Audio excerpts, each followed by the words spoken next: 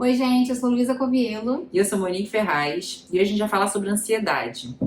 É uma coisa que tem acarretado muitas pessoas, né? A gente recebe muito diagnóstico de ansiedade no consultório.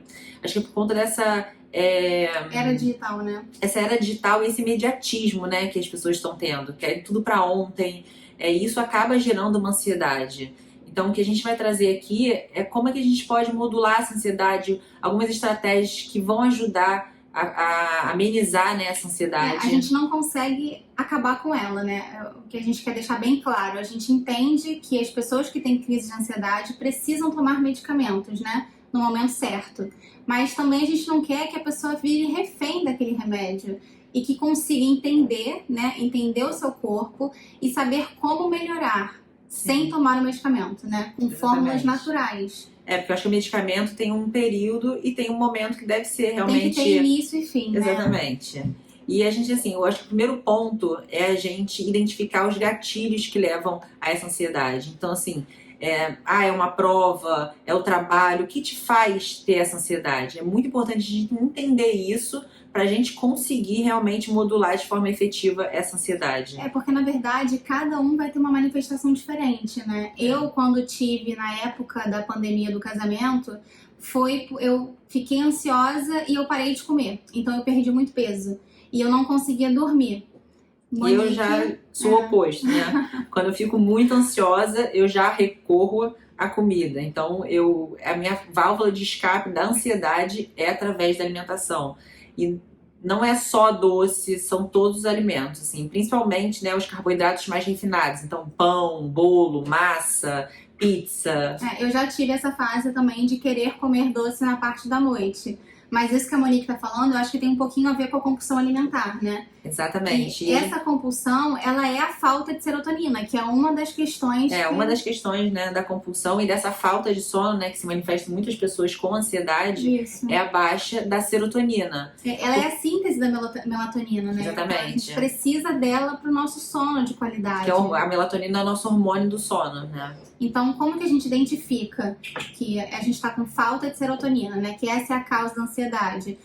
Um período da tarde vai vir um cansaço, um sono, uma vontade exagerada de comer doce.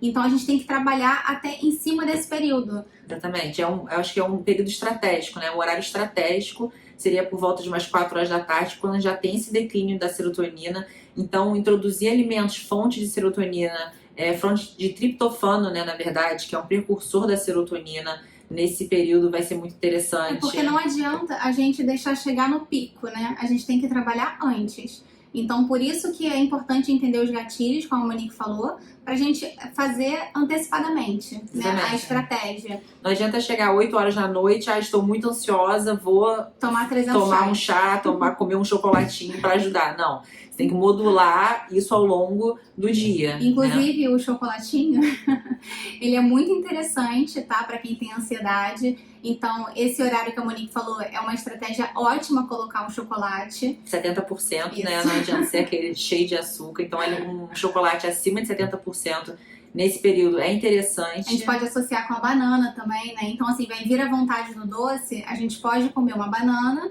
com um chocolate derretido, né? E outras pessoas vão ter que suplementar. A gente usa muito a suplementação de triptofano. Né? Então, assim, uma dosagem de 80 até 200 miligramas, mais ou menos, que a gente faz. Depende de cada um. Mas tem que fazer os dois, né? Normalmente é a suplementação junto com as estratégias. Outra questão que a gente tem que ficar muito atenta também é o nosso intestino. Porque quando a gente tem ansiedade, aumenta a produção da enzima monooxidase, que ela causa uma desbiose intestinal. Né? Então, assim, por isso que pacientes que têm síndrome do intestino irritável, eles normalmente têm muita ansiedade, muito nervosismo, e a gente precisa trabalhar naquele todo. Sim, porque diminui, né? A desbiose intestinal vai diminuir a síntese de serotonina. Exatamente. Então, assim, é um dos sintomas também de quem tem baixa de serotonina. Pode ser uma constipação, pode ser uma das manifestações que tem, né? Diarreia, constipação. Então, é outro ponto que você tem que ficar atento. Se você tem alguma dessas duas questões junto com sono e com a vontade de comer doce, pode ser que seja baixa de serotonina, tá? Outro fator também que a gente tem que se atentar é a dopamina, né? E normalmente, primeiro sinal de baixa de dopamina é a falta de libido. Então, se você tá com diminuição de libido, tá com uma compulsão noturna, principalmente, com alimentos, por doce, por carboidratos mais refinados, pode ser que a sua dopamina esteja baixa. Então, a gente precisa trabalhar também essa dopamina, né? E também o excesso é ruim, né? Sim. Porque, na verdade, vai causar um processo inflamatório. Então, a gente tem que se atentar se a gente está com uma baixa dopamina ou alta. A alta, normalmente, ela vai trazer um cansaço excessivo na parte da tarde e uma dor de cabeça. Ou aquele efeito rebote, né? Aquela pessoa que está muito agitada, fica Aquelas muito... perninhas inquietas. Isso, fica muito ansiosa e logo depois ela tem uma queda. Então, ela vai ficar com dor de cabeça, ela fica cansada, sabe? Começa a dar aquela calma, né? Então, isso é um ponto de excesso de dopamina. E tem alguns fitoterápicos, né, que a gente usa para modular essa dopamina. Que é a rodiola, adaptógenos, né? Que servem também para a serotonina. Desculpa. Que é a rodiola, a boswellia, ashwagandha também. Ashwagandha. Cúrcuma, né? Então, assim, no excesso a gente tem que trabalhar, na verdade, ao contrário do quando você estiver com baixa. Então, no excesso a gente evita chá verde, evita café e evita bebida alcoólica. Quando a gente está com a baixa, a gente pode consumir chá verde. O chá verde vai ser até benéfico, né? Isso. Nessa baixa de dopamina. Porque vai aumentar um pouquinho o nível de dopamina. Então, na verdade, a gente tem que modular. Se a gente usar os adaptógenos que a Monique falou, ele vai servir para baixa ou para alta, né? Porque ele vai equilibrar. Então, é sempre muito bom a gente entrar com essa estratégia, né? Os adaptógenos, né, como a Luísa mencionou, eles vão ajudar a modular tanto a serotonina quanto a dopamina. Então, chás são muito legais para a gente conseguir essa modulação. Então, a gente usa pelo menos 2 vezes ao dia, um na parte da manhã e um nesse período 4 horas da tarde, como a gente falou, que é um horário estratégico, né? Então, chá de melissa, chá de tulsi, erva doce, cidreira. E assim, tem pessoas chá de gengibre que vão ter os 2 sintomas, né? De excesso e de baixa. Então, para essas pessoas, a gente tem que aumentar essa quantidade de chá. Não adianta tomar só 2 vezes ao dia, né? A gente tem que fazer café da manhã, lanche e um antes de dormir também. E entrar com a suplementação, né? Com certeza. E usar também os outros adaptógenos, né? Não só o chá.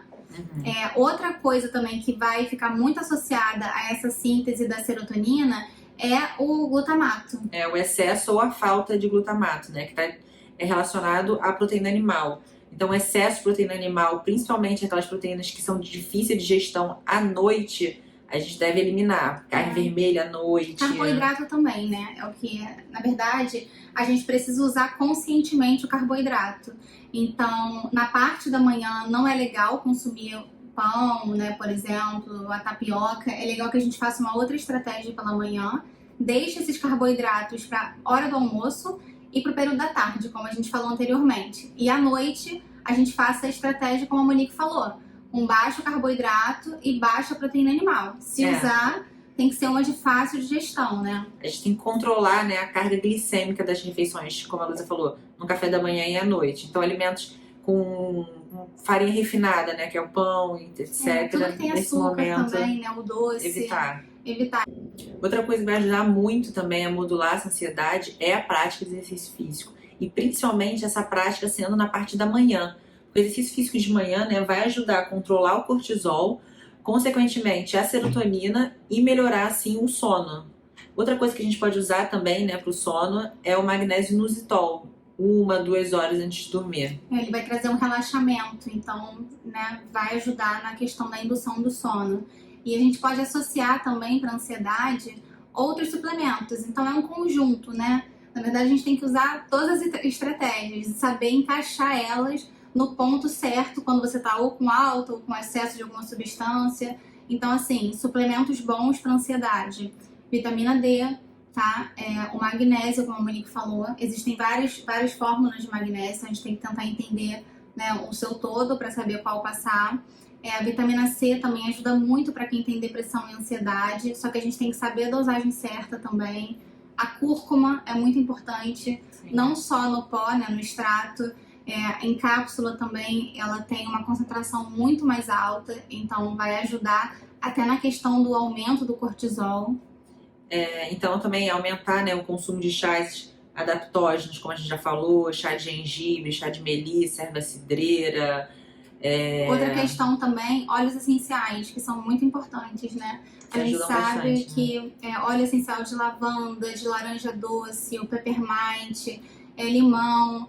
Então, assim, associar os blends de óleo para a gente conseguir ir diminuindo essa crise de ansiedade. Então, a gente pode usar até ao longo do dia, não precisa ser só na parte da noite, né? Sim. Se você está num trabalho, você pode colocar num difusor ou colocar até numa toalhinha próxima a você, para você ir inalando aquele cheiro, né? Que vai te acalmar e vai ajudar nessa questão também. Então, eu acho que é isso, gente. Acho que a gente fez um apanhado aqui, né? Um resumo do que a gente já tinha falado, de algumas estratégias. Existem muitas outras, em questão de dieta, não tem uma dieta específica para ansiedade. Mas assim, uma dieta low carb, nem seria uma low carb, né? Porque todo mundo olha low carb como restrição total de carboidrato. Não é. Foi como a Luísa falou, é usar o carboidrato de forma consciente. Então, tentar diminuir o índice glicêmico dos carboidratos, consumir carboidratos de baixo índice glicêmico, integrais. Saber a hora certa, né, de consumir. Isso. Eu acho que isso é muito importante também. E 4 horas da tarde, ter sempre algum lanchinho estratégico com fontes de triptofano para ajudar nesse aumento da serotonina. Exatamente. Depois a gente volta mais com esse assunto, que eu acho que tem muita coisa ainda para falar, né? Mas espero que vocês tenham gostado. Um beijo. Beijo, tchau, tchau.